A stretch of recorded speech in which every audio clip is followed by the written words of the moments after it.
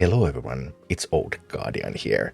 In this Warcraft Rumble dungeon guide video, I'm going to take a look at Gnomeregan on a Horde week without any talents, because not having access to talents changes the comp that you should use somewhat.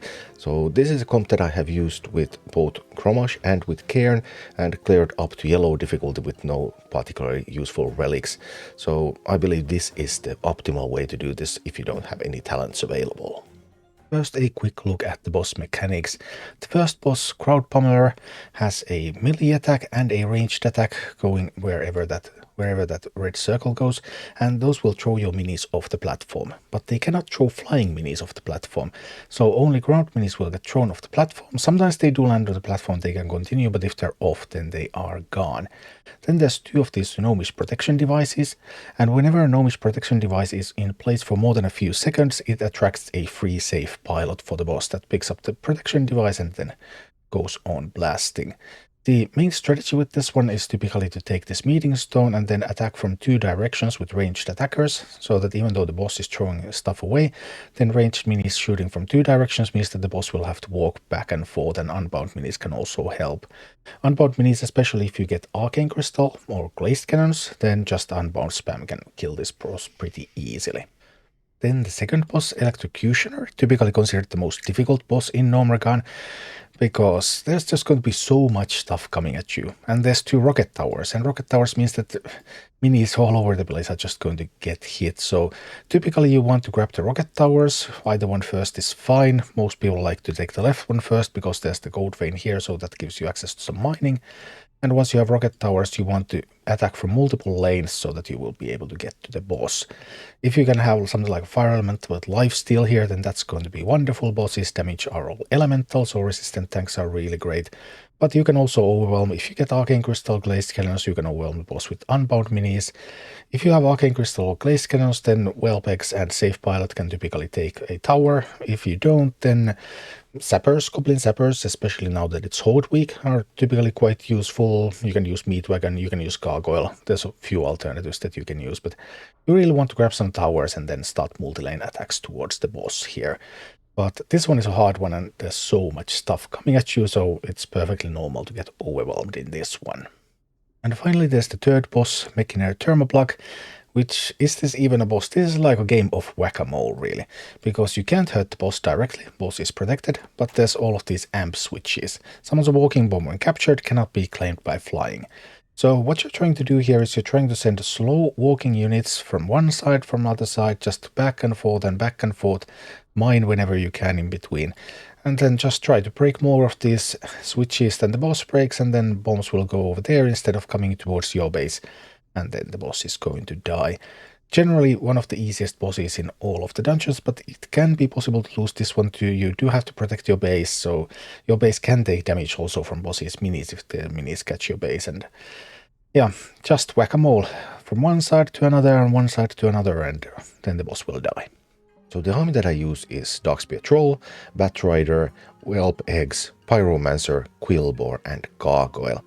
And this squad slot, I have changed that squad lot around a bit. I have played with Murlocs, I have played with Defias Bandits, I played with the Whelp Eggs. It depends a little bit also on the relics that you manage to get, which one is going to be the best, but all three options actually seem to be viable for that one. Then in this one I use Quillboar. I don't usually use Quillboar when I have talents available, although sometimes I do. But Quillboar becomes even more important when you don't have talents available. You just can't unbound spam with Whelpegs and Safe Pilots and deal damage to bosses that way. You have to use Quillboar to distract the bosses so you will get more hits in with your regular minis. And also the way that I deal with towers, because there's a few options. There's like Sappers, then there's Meat Wagon, and then there's Gargoyle. And if I don't have any talents available, I like Gargoyle by far the best. Gargoyle is just wonderful because Gargoyle can be underleveled, and Gargoyle is still going to reliably be able to take down those towers. Something like Sappers, if you don't have rocket boots on Sappers, if you have rocket boots, they can hit into rocket tower, both Sappers.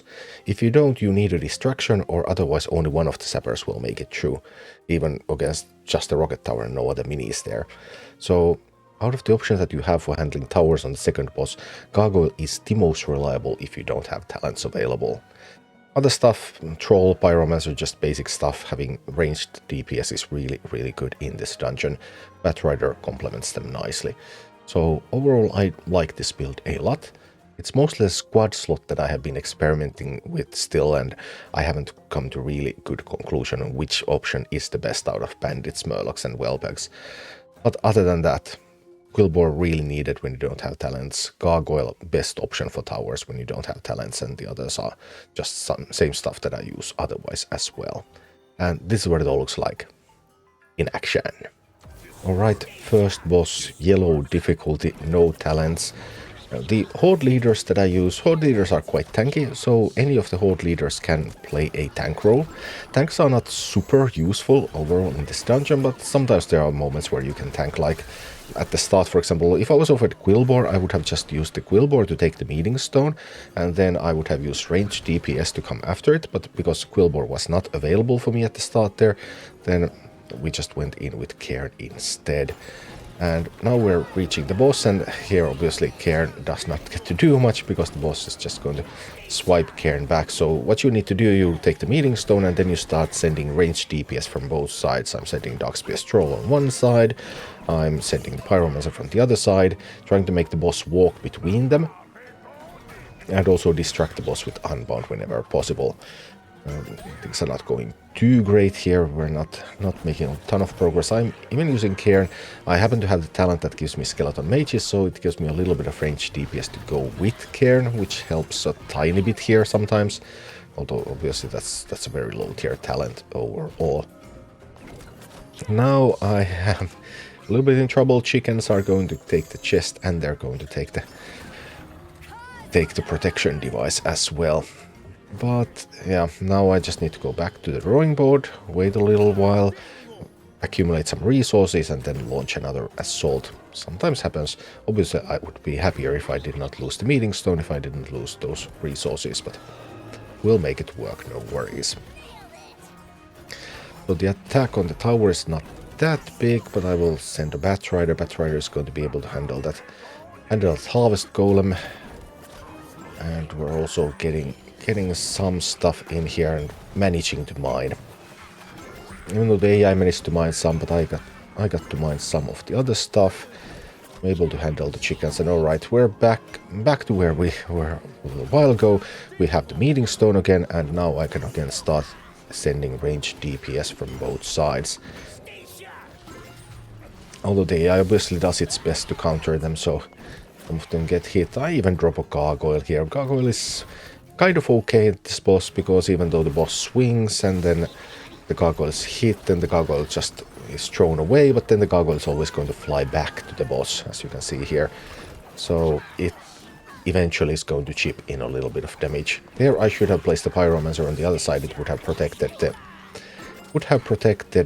Darkspear Troll. That would have been more useful. Because now I'm again on the verge of losing the Meeting Stone. I would need to get a Quillbore out there real quick right now. Yes, just in time. So that Quillbore is going to tank that Harvest Golem, allow the Darkspear Troll to succeed. Attack on my base is not very difficult. The base is going to be able to handle that. And we're getting some Unbounds in. Just a little bit of damage from the Unbounds. Again, threat of losing the stone. I don't want to lose the stone. Come on, Troll, kill it. Yep, got it just in time, and also got the protection device just in time, which prevents the Troll from being thrown away. Alright. Now that attack is actually looking a little bit scary. I will have to tank that attack, because those two would be able to kill the base from there. So I use Cairne to tank. I get to mine a little bit. Just trying to get stuff out there. Range DPS from both sides. Again. Handling some of the chickens. Boss is almost dead, and here the Whelpegs, even though they don't have the Flame Burst talent, they still get to shoot the boss when they come out, unless there's a safe pilot at the same time like that there. But usually they do get to shoot at the boss, so they should be able to handle it. Now another Whelpegs, and boom, and boss goes down. And on to the second boss. In this boss I really want to take the towers. I would like to take the left tower first, but I often find the left tower quite well protected and difficult to take. So here AI is first attacking from the left tower, so I'm sending the gargoyle to take the right tower, so that I will at least get some tower here. And now there is that Griffin Rider, which means that the Griffin Rider is going to take the tower back, but I'll try to avoid that with the Whelbecks, and the Whelbecks managed to do a fine job. Even without the talent, they managed to kill the Griffin Rider and the Troll, so alright, we now own one of the towers. Then a little bit of... take a bit of a breath here, wait until I get my tower, make sure that I get that tower. I was ready to drop a Quillbore out there to defend it if necessary. Now I want to drop the Bat Rider out to defend it, but I need to wait until the Mountaineer shoots first, because otherwise the Mountaineer is just going to one-shot the Bat Rider. Now we can start to work on the other tower. I'm sending Cairne down the middle path, and I'm sending a Gargoyle to grab the tower. So things look quite alright. And there's again the Troll and the Griffin Rider. I'm waiting for a little bit more gold to get the Whelbecks. I get the Whelbecks out there. The Whelbecks do a fine job once again, and we managed to grab that tower. So Gargoyle takes the tower, but if there's any defenses, you still need a little bit of something more to actually keep it, and that's where Whelbecks come in. So now I'm at the point where I have both towers. Should I position Cairne a little bit further forward so that it wouldn't get poisoned and the skeleton mages wouldn't get poisoned? You can do that if you just position it right at the far end of the placement area. I even managed to get some gold from the middle. That's really good. So now what I want to happen here is I want to get some ranged DPS in, and then I want to get a Quillbore to tank the boss. And then when Quillbore is tanking the boss, Quillbore is resistant, so it will take a while for the boss to kill Quillbore. The boss only has elemental attacks. Then the ranged DPS get to punch in some damage, as you can see here. Our Quillbore does not last forever, so once Quillbore is gone, then the boss is going to turn around and smack them. Cairne is doing some work here, tanking a little bit for me, trying to keep my towers up. Just a bit of tanking is useful, not too much. Also trying to send minis down the middle lane, so that when they go down the middle lane they will take those chests hopefully and deny that gold from the AI and get that gold for me. That Quillbore was placed a little bit too early, because now it died before it could actually do much tanking. And we're trying to get the Cairne out there, and okay, I need to cycle to get another Quillbore, and preferably time it so that I can get an assault in. Here again, waiting until the Mountaineer would shoot. This time it died to a rocket, and then placing the mini, because if the Mountaineer hasn't shot at the tower yet, the Mountaineer will kill those minis. And also remembering the middle lane. I still don't have a Quillbore available here, so I need to cycle a little bit. Now it starts to look, that tower is not looking too healthy. Cairne should be able to help. Now we're in overtime. We have some ranged DPS coming. But the Mountaineer spawned just in time, so that the Quillbore timing wasn't actually ideal. But it was just enough. So Quillbore to turn the boss around, even more important without talents. And then the third boss, and this is a game of whack-a-mole, so I want to break those containers. They can only be broken by ground troops, and fight against the boss. This time the boss is throwing some Molten Giants at me. Molten Giants, the eggs are great against Molten Giant, for example. Could use eggs there. Prowlers are also a little bit annoying sometimes. Cairne is also doing a fine job though. Good job, Cairne, good job. Prowlers coming in again. Prowlers are a bit problematic, but now it looks like we're able to handle that, and then just keep dropping minis on the opposite sides and keep mining whenever you have a chance. Mostly using ground minis, but Bat Rider is quite useful here, because many of the minis the boss has don't shoot air, which means that Bat Rider can help protect your ground minis, so that they will be able to break more of those containers. And every time there's a chance, try to mine. Quillbore not dealing much damage to the container. The Quillbore quite a while to break one, but it's working on it. Cairne together with the mages should be fine against Should be fine even against the Prowler and the Gnoll. And here we go, Quillbor at the front on the other side, and then Pyromancer shooting from behind. Everything's looking pretty sweet here. Just need to get some more minis out there and get to mine. And when you use your miner, remember to try to position it so that it's safe, because if the AI plays something like a Prowler, for example, it could just really rapidly come at your miner. So try to make sure that the site where you play the miner has enough protection so that if the AI deploys some units there, then the miner will still get to work uninterrupted. That's quite important in this one. Losing that one a little bit awkwardly, but it's okay.